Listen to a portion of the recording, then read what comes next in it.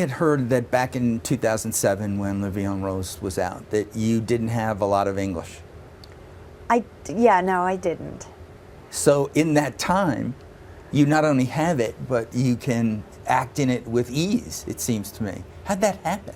What did you do? Well, it's still a lot of work, and I still have a lot of work, and sometimes I feel that I could have worked more and I could be more comfortable with the English.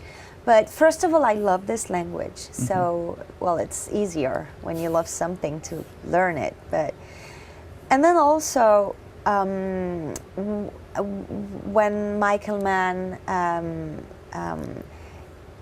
when I worked with Michael Mann, I had to really work on the accent. Public Enemies. Public Enemies, and so I spent like 4 months working on it every day with my dialect coach, and so I improved a lot then, and I'm still improving. And well, knowing Michael Mann, he's like a general in a way, so I think he'd be watching you to see if you were in. Yeah, but I love working with, I loved working with him, and I love working with people who will push you beyond your limits. Well, that's what happens. You have the Oscar, we now all know this, and then you do some Hollywood films. You do some big giant ones like Public Enemies. You worked with Christopher Nolan twice, in Inception and most recently in Dark Knight Rises. Yeah. What is different about this big Hollywood movie compared to the smaller movies that you had made in France, with the exception maybe of Taxi, which is... When I'm asked this question, like what it is to be like in a huge studio movie with, people think that it's kind of a big machine with no humanity in it. But working with Chris Nolan is very special because he's like an independent filmmaker doing huge movies, directing huge movies, and on his set, it's still the spirit and the creativity of independent might not be the right word, but he's a true artist. He's not, he's involved in every step of the project. He writes, he produces, so I guess it's nothing to compare with like a big Hollywood studio movie because of him. Yeah, well, it's him, but you do a musical like Nine for Rob Marshall. That's big, you know. Yeah, that was my dream, to do a musical. So I couldn't believe that I would actually do a musical, especially with Rob Marshall, who's a maestro of musicals. And you have huge musical numbers, you know. It's, My Husband Makes Movies. I remember you doing that. I always thought you should have gotten nominated again for that one. But it was a really, really amazingly good performance in this big thing. But we also see you working in movies with filmmakers like Woody Allen when you do Midnight in Paris. Has to be a different experience than Chris Nolan, except for the commitment. Different. Yeah. My commitment is the same, and that's what I love about this job, is that you can go from a world to another with a vision of a very brilliant director to another vision of another very brilliant director. And I feel obviously very lucky about these amazing directors wanting to work with me. Well, not just the filmmaker, not the director, but when we see you, then you seem to be working with all the major Hollywood leading men. What is that like? Do you have any sense of intimidation in this business at all, or do you as an actor just say, this is a job and I'm going to do it?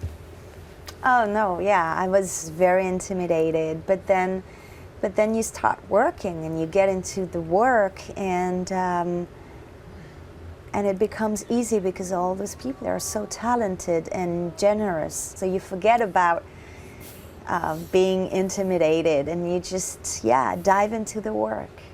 So this work was always something in your head, even as a child? I mean, you grew up with parents who were in this business.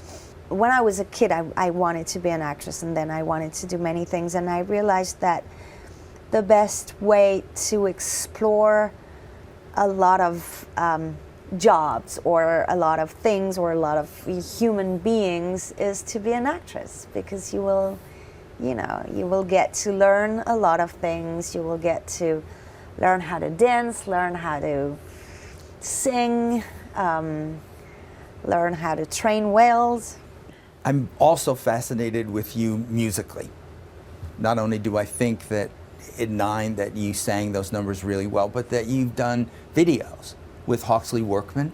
How did that come about? How did that come about?